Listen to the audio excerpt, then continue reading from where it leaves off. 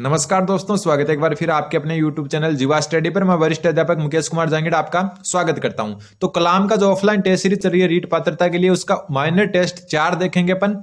और इस टेस्ट में जो है ना 60 क्वेश्चन जो है आपके शुरुआत के साइकोलॉजी के डाले हैं, जो लेवल 1 और लेवल 2 दोनों में सेम आए हैं। उसके बाद में जो थोड़ा सा जो है चेंज किया, क्योंकि ये टॉपिक वाइज टेस्ट सीरीज होती है, तो टॉपिक के हिसाब से जो है आपका जो क्वेश्चन नंबर 61 है वहां से लेकर 105 तक जो है ना ये लेवल 1 की जो है ईवीएस डाली है इन्होंने। ठीक है, लेवल 1 वालों के लिए, बाकी के लिए जो है एसएसटी वालों के लिए एसएसटी और जो है साइंस मैथ वालों के लिए साइंस।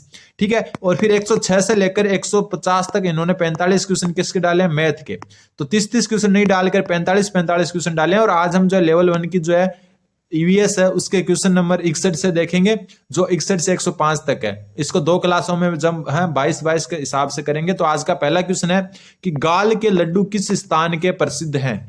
गाल के लड्डू किस स्थान के प्रसिद्ध हैं, तो उत्तर हो जाएगा इसका ऑप्शन नंबर 3 फलोदी। ठीक है, गाल के लड्डू आपके कहां के प्रसिद्ध हैं, तो फलोदी के। ठीक है, एक जो है ना आपके पेड़े है ना, पेड़े आपके जो है ना झुंझुनू जिले के प्रसिद्ध है। ध्यान रखना, चिड़ावा और मैनसर भी नाम आता है इनका, झुंझुनू जिले के जो है प्रसिद्ध हैं। तो ध्यान रखना, गाल के लड्डू आपके फलोदी के जो है प्रसिद्ध हैं। और फलोदी कहां पर है आपको पता है, वैसे तो नया जिला बन चुका है लेकिन पुराने के हिसाब से ये जोधपुर में स्थित है। अगला क्वेश्चन नंबर 62वां क्वेश्चन बोल रहा है निम्न में से गोठ है। तो देखो गोठ क्या है, तो गोठ है एक सामूहिक भोज। ठीक है, सामूहिक भोज को क्या कहते हैं, गोठ कहते हैं। श्राद्ध आपको पता है क्या होता है, श्राद्ध होता है आपका जब जो है मृत्यु, किसी व्यक्ति की मृत्यु होने पर जो है आश्विन जो महीना आता है उसमें जो है बुजुर्गों को या पूर्वजों को याद करके जो है अपन जो श्राद्ध करते हैं वो होता है श्राद्ध। और मृत्यु भोज है मृत्यु पर किया जाने वाला। और पंचकूटा है 5 प्रकार की जो सब्जियां साथ में होती है उसको कहते हैं पंचकूटा। लेकिन यहाँ बात गोठ की करें तो गोठ आपका क्या है, सामूहिक भोजन है। अगला क्वेश्चन नंबर 63वां क्वेश्चन बोल रहा है कि निम्नलिखित में से आपको क्या करना है, असुमेलित की पहचान करनी है। ठीक है, असुमेलित युग्म पहचान है। सबसे पहले गणगौर, तो गणगौर को घेवर बनते हैं, तो बिल्कुल सही बात है। फिर है शीतलाष्टमी को गुलगुले बनते हैं, बिल्कुल सही है। शीतलाष्टमी कौन से होते हैं, जो बासीडा कहते हैं ना अपन, बासीडा वही होता है जिसमें गुलगुले वगैरह बनते हैं। मकर संक्रांति को बूंदी के लड्डू नहीं बनते, किसके लड्डू बनते हैं, तिल के लड्डू। किसके, तिल के लड्डू। ठीक है, तिल के लड्डू। आपको पता है मकर संक्रांति के पर क्या आता है, तिल आते हैं। ठीक है, तिल के लड्डू आते हैं। और ईद पर क्या बनती है, सवेइयां। तो कौन सा है सुमेलित हो गया आपके, ऑप्शन नंबर 3 इसका सही उत्तर है, हो जाएगा। अगला क्वेश्चन नंबर, देखो कई लोग ये बोल रहे हैं स्टूडेंट की जो है हिंदी नहीं आ रही, टीचिंग मेथड नहीं आ रही। तो मैं बता दूं ये टॉपिक वाइज टेस्ट सीरीज है, आगे वो सब कुछ आ जाएगा आपके। ठीक है, फिर आता है अगला क्वेश्चन कि मेवाड़ में हरियाली अमावस्या के पर्व पर बनाए जाने वाला विशिष्ट भोजन कौन सा है। सबसे पहले बात करें हरियाली अमावस्या की, तो ये आपको पता है मेवाड़ यानी उदयपुर की जो है प्रसिद्ध है।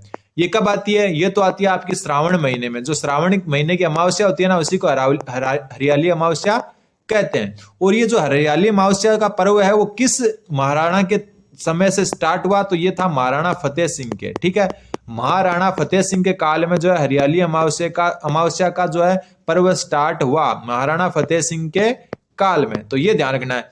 तो इस जो टाइम है हरियाली अमावस्या है उसके समय मेवाड़ में मालपुए बनाए जाते हैं। क्या बनाए जाते हैं, मालपुए। तो ऑप्शन नंबर 4 इसका सही उत्तर है, हो जाएगा।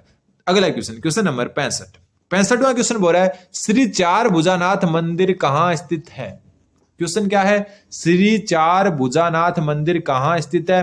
तो इसका जो उत्तर हो जाएगा ऑप्शन नंबर 4 गढ़बोर। अब बात यह है कि गढ़बोर कहां पर है, तो गढ़बोर जो है आपके राजसमंद जिले में है। कौन से जिले में, राजसमंद जिले में, ध्यान रखना। ठीक है, बयाना कहां पर है, बयाना में है उषा मस्जिद। कौन सी मस्जिद, उषा मस्जिद। और उषा मस्जिद कहां, बयाना। और बयाना कहां पर आपका, भरतपुर में। कहां पर है, भरतपुर में। तो ये भी आपको थोड़ा सा ध्यान रखना है। तो गढ़बोर में चार भुजानाथ जी का मंदिर है जो राजसमंद जिले में आता है। फिर कमलेश्वर मंदिर कहां स्थित है, तो ये जो है कमलेश्वर मंदिर है महादेव को समर्पित। ठीक है, शिव जी का मंदिर है। और ये मंदिर जो है आपका बूंदी में है। कहां पर, ऑप्शन नंबर 4 इसका सही उत्तर होगा। नाथ द्वारा में किसका मंदिर है, श्रीनाथ जी का मंदिर। ठीक है, जगत गांव कहां पर है, ये उदयपुर में। और जगत में जो है एक फेमस जो मंदिर है वह अंबिका माता का मंदिर। ध्यान रखना, जगत अंबिका माता कहते हैं इनको, अंबिका माता का मंदिर। ठीक है, आमेर में 2 मंदिर जो है आमेर दुर्ग में है वो प्रसिद्ध है। एक तो जगत शिरोमणि मंदिर। देखो कई बार ये क्वेश्चन आ जाता है जगत शिरोमणि मंदिर कहां पर है, और ऑप्शन में अगर जगत उदयपुर आ जाए तो आप उत्तर कर दोगे, लेकिन जगत शिरोमणि मंदिर जो है आपका आमेर में है। और इसके अलावा जो है आमेर में है शिला देवी का मंदिर, ठीक है, किसका मंदिर, शिला देवी का मंदिर, तो ये भी आपको ध्यान रखना है। तो कमलेश्वर महादेव मंदिर जो है आपका कहां पर है, बूंदी में, ठीक है। अगला क्वेश्चन, क्वेश्चन नंबर 67वां क्वेश्चन बोल रहा है कि नथमल की हवेली कहां की प्रसिद्ध है, या नथमल की हवेली प्रसिद्ध है वो कहां पर है, तो उत्तर हो जाएगा आपका इसका जैसलमेर, ठीक है। नथमल की हवेली कहां की है, जैसलमेर की। अब जो है ना एक बात और देखना, एक है नाथूमल की हवेली, या फिर हम कह सकते हैं नाथूमल पोदार की हवेली, नाथूमल पोदार की हवेली, नाम एक जैसे हैं लेकिन ध्यान आपको रखना है। नाथूमल पोदार की हवेली है आपकी बिसाऊ में, और नथमल की हवेली कहां पर है आपकी जैसलमेर में। तो दोनों में अंतर ध्यान रखना, नथमल की हवेली जैसलमेर में, और नाथूमल पोदार की हवेली आपकी है बिसाऊ में। और बिसाऊ आपको पता है कहां है, झुंझुनू जिले में। कौन से जिले में, झुंझुनू जिले में। अगला क्वेश्चन, क्वेश्चन नंबर 68वां क्वेश्चन बोल रहा है राजस्थान पर्यटन विकास निगम, राजस्थान पर्यटन विकास निगम की स्थापना कब हुई, तो राजस्थान पर्यटन विकास निगम है, इसकी स्थापना हुई आपकी 1 अप्रैल 1979 में, ठीक है। कब हुई, 1 अप्रैल 1979 में। तो उत्तर क्या हो जाएगा आपका ऑप्शन नंबर 2, ठीक है। पर्यटन विभाग जो राजस्थान पर्यटन विकास निगम है उसकी स्थापना हुई 1 अप्रैल 1979 को, तो उत्तर हो जाएगा इसका ऑप्शन नंबर 2, 1979। अगला क्वेश्चन, क्वेश्चन नंबर 69वां क्वेश्चन बोल रहा है कि सोनारगढ़ का किला कहां स्थित है। कौन सा किला, सोनारगढ़ का किला। देखो 2 किले, एक तो सोनारगढ़ है, एक आपका स्वर्णगिरी किला, ठीक है। कौन सा, स्वर्णगिरी किला, स्वर्णगिरी और सोनारगढ़ में अंतर है, ध्यान रखना।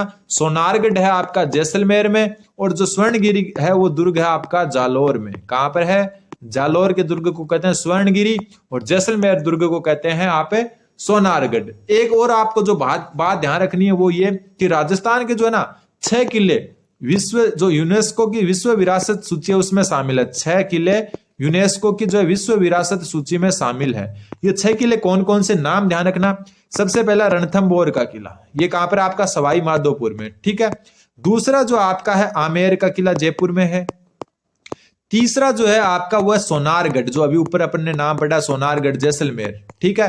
चौथा जो आपका वो है चित्तौड़गढ़, और चित्तौड़गढ़ तो आपको पता है चित्तौड़गढ़ में ही है। और पांचवा जो है आपका वो है गागरोन का किला, और गागरोन का किला जो है आपका कहां पर है, झालावाड़ में। कहां पर है, झालावाड़ में, ठीक है। और फिर जो आपका अगला किला है वो छठा कुंभलगढ़ किला, और कुंभलगढ़ जो है आपका कहां पर है, कुंभलगढ़ वर्तमान राजसमंद जिले में है, ठीक है। महाराणा प्रताप का जन्म भी यही कुंभलगढ़ में ही हुआ था। तो ये जो है ध्यान रखना आप, 6 जो राजस्थान के दुर्ग या किले हैं वो यूनेस्को की विश्व विरासत सूची में है, जिसमें रणथंभौर, आमेर, सोनारगढ़, चित्तौड़गढ़, गागरोन और कुंभलगढ़ शामिल है। अगला क्वेश्चन, क्वेश्चन नंबर 70वां क्वेश्चन बोल रहा है राजस्थान का नालंदा जो उपनाम है वो किसका है, मतलब राजस्थान का नालंदा नाम से किसको जाना जाता है। तो आपको पता है नालंदा जो है प्राचीन काल में विश्व जो है एक यूनिवर्सिटी हुआ करती थी, ठीक है। देश विदेश से लोग पढ़ने के लिए आया करते थे। तो उस हिसाब से आप जो है ऑप्शन में अनुमान लगा सकते हो कि राजस्थान का नालंदा कहा जाता है कोटा को। तो ऑप्शन नंबर 3 इसका सही उत्तर हो जाएगा, ठीक है। राजस्थान का नालंदा किसको कहा जाता है, कोटा को कहा जाता है। अगला क्वेश्चन, क्वेश्चन नंबर 71, क्वेश्चन 71 देखो कि राजस्थान का पर्यटन प्रतीक क्या है। तो देखो राजस्थान का पर्यटन प्रतीक जो है ना, इसमें थोड़ा सा कंफ्यूज है क्वेश्चन में। हालांकि जो कलाम है उन्होंने इसका उत्तर माना ऑप्शन नंबर 3 भारत का अतुल्य राज्य, ठीक है। सबसे इससे पहले कौन सा था, पधारो मारे देश। कौन सा था, पधारो मारे देश। उसके बाद जो आपकी बीजेपी गवर्नमेंट आई ना, पहले जब 2013 में आई थी बीजेपी गवर्नमेंट, तो इन्होंने क्या किया 2016 में इसको चेंज करके क्या कर दिया, भारत का अतुल्य राज्य, ठीक है, Rajasthan incredible state of India. तो जो पधारो हमारे देश को 2016 में चेंज करके भारत का अतुल्य राज्य कर दिया। लेकिन मेरे को जितना याद है इसको वापस जो है पधारो हमारे देश कर दिया गया। क्या कर दिया गया, पधारो हमारे देश वापस कर दिया गया, हमारे देश। लेकिन इसका उत्तर जो कलाम ने माना है वो तीसरा माना है। तो आप जो जरूर कमेंट करें इसको जो है क्लियर उत्तर क्या होगा। तो उत्तर इसका तीसरा माना है, लेकिन मेरे को ये लग रहा है कि जो पधारो हमारे देश है उसको वापस कर दिया है, मेरे को जितना याद है उसके हिसाब से। अगला क्वेश्चन, क्वेश्चन नंबर 72, 72वां क्वेश्चन बोल रहा है कि निम्न में से कौन सा बीकानेर में स्थित एक धार्मिक पर्यटन स्थल है? तो इसका उत्तर जो होगा वो होगा आपका ऑप्शन नंबर 2 कोलायत। इसके अलावा जो देशनो करणी माता मंदिर है, सफेद चूहे जहां पाए जाते हैं, या चूहे वाली देवी देशनो करणी माता मंदिर, ये भी कहां पर है? बीकानेर में। ठीक है। वर्मा जी का मंदिर पुष्कर में है। ठीक है। पुष्कर कहां पर है? आपका अजमेर में। रणकपुर के जैन मंदिर है ये, और ये आपके कहां पर है? पाली में, पाली जिले में। और त्रिपुरा सुंदरी मंदिर ये आपका बांसवाड़ा में। कहां पर है? बांसवाड़ा में। और जो त्रिपुरा सुंदरी मंदिर है ना, ये वसुंधरा राजे ना, अपने पूर्व सीएम वसुंधरा राजे, उनकी आराध्य देवी भी मानी जाती है, उनकी आराध्य देवी भी मानी जाती है। ठीक है। तो उत्तर हो जाएगा बीकानेर से संबंधित कौन सा है? आपका कोलायत। अगला क्वेश्चन, क्वेश्चन नंबर 73। 73वां, देखो एक क्वेश्चन में आपको अनेक क्वेश्चन बता रहा हूं मैं। ठीक है। सबसे अगला क्वेश्चन है कि मरु महोत्सव का आयोजन किस जिले में किया जाता है? तो इसका उत्तर हो जाएगा आपका ऑप्शन नंबर 3 जैसलमेर। अब बात आती है आपकी बाड़मेर में। तो बाड़मेर में जो महोत्सव मनाया जाता है उसको कहते हैं थार महोत्सव। कौन सा महोत्सव? थार महोत्सव। तो ध्यान रखना, मरु महोत्सव तो जैसलमेर में, और थार महोत्सव आपका बाड़मेर में। जोधपुर में जो होता है वो उसको कहते हैं मारवाड़ महोत्सव। ठीक है, मारवाड़ महोत्सव। इसके अलावा जो है जोधपुर में एक और होता है धींगा गंवर, धींगा गंवर महोत्सव, धींगा गंवर महोत्सव। ठीक है। तो ये भी थोड़ा सा आपको ध्यान रखना, धींगा गंवर कहां मनाया जाता है? जोधपुर में। अगला क्वेश्चन, क्वेश्चन नंबर 74। 74वां क्वेश्चन बोला पैलेस ऑन व्हील शाही रेलगाड़ी कब शुरू की गई? तो पैलेस ऑन व्हील जो शाही रेलगाड़ी है वो आपकी 1982 में क्या की गई? शुरू की गई। इंपॉर्टेंट क्वेश्चन बनता है। 7 दिन 8 रात जो है इसका पूरा सफर होता है। ध्यान रखना, पैलेस ऑन व्हील एक शाही रेलगाड़ी है जो 1982 में शुरू की गई। फिर आता है क्वेश्चन नंबर 75। 75वां क्वेश्चन बोल रहा है कि पर्यटकों को घर जैसा अनुभव कराने के लिए राज्य सरकार द्वारा किस योजना को शुरू किया गया था? पर्यटनों को, जो पर्यटक है उनको घर के जैसा अनुभव जो है मतलब अनुभव कराने के लिए राज्य सरकार द्वारा एक योजना चलाई जा रही थी जिसको कहते हैं पेइंग गेस्ट योजना। ठीक है। और ये योजना जो है ना आपकी, ये पहले जो है 27 सितंबर 1991 को ही लागू हो चुकी थी। उसके बाद में वापस रिव्यू भी हुआ उसका, लेकिन अपने को डेट याद रखनी है 27 सितंबर 1991। ठीक है। बात आती है प्रसाद योजना की। ये प्रसाद योजना ना ये केंद्र सरकार की है। किसकी? केंद्र सरकार की। और जो प्रसाद योजना ना ये तीर्थ स्थल है ना, तीर्थ स्थलों से संबंधित है, तीर्थ स्थलों से संबंधित, तीर्थ स्थलों से संबंधित। और जो तीर्थ स्थल है जो है ये केंद्र सरकार की परियोजना है, ध्यान रखना योजना है। और इसमें राजस्थान की जो है एक शहर शामिल है वो है पुष्कर अजमेर, संयुक्त रूप से दोनों। ठीक है। पुष्कर और अजमेर को संयुक्त रूप से इसमें शामिल किया गया है। तो ध्यान रखना अजमेर जो है प्रसाद योजना में है। और ये शुरू कब हुई? तो ये 2015 में हुई शुरू। कब? 2015 में। तीर्थ स्थलों से संबंधित है, केंद्र सरकार की योजना है। और राजस्थान का एकमात्र शहर है अजमेर, पुष्कर अजमेर दोनों को संयुक्त रूप से जो है एक शहर मान के जो है इसमें सम्मिलित किया गया है। अगला क्वेश्चन, क्वेश्चन नंबर 76। 76वां क्वेश्चन बोल रहा है सूर्य नगरी के उपनाम से किसको जाना जाता है? सूर्य नगरी के नाम से किसको जाना जाता है? तो इसका उत्तर हो जाएगा आपका ऑप्शन नंबर 4 जोधपुर। जैसलमेर को क्या कहते हैं? जैसलमेर को कहते हैं स्वर्ण नगरी। क्या? कौन सी नगरी? स्वर्ण नगरी। ठीक है। जयपुर को क्या कहते हैं? जयपुर को कहते हैं गुलाबी नगरी। ठीक है। अब ये सोच रहे होंगे इतने इजी क्वेश्चन तो भाई जो पिछला पेपर भी मैंने करवाए हैं आपको तो सेम इतने इजी क्वेश्चन ही आ रहे हैं। मैंने पेपर करवाए भी हैं आपको, जो है पर्यावरण अध्ययन का 2022 का पेपर भी करवाया है, 2021 का भी जल्द ही लेकर आ रहा हूं मैं। तो ध्यान रखना इसका उत्तर हो जाएगा आपका जोधपुर। अगला क्वेश्चन, क्वेश्चन नंबर 77।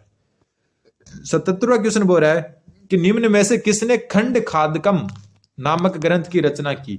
खंड खादकम नामक ग्रंथ की रचना करने वाले कौन थे? तो उत्तर होगा इसका ब्रह्मगुप्त। ठीक है। महाकवि माघ का एक प्रसिद्ध जो काव्य है वह शिशुपाल वध। कौन सा? शिशुपाल वध। मंडन के भी बहुत सारे हैं जिसमें प्रसाद मंडन जो है मुख्य है।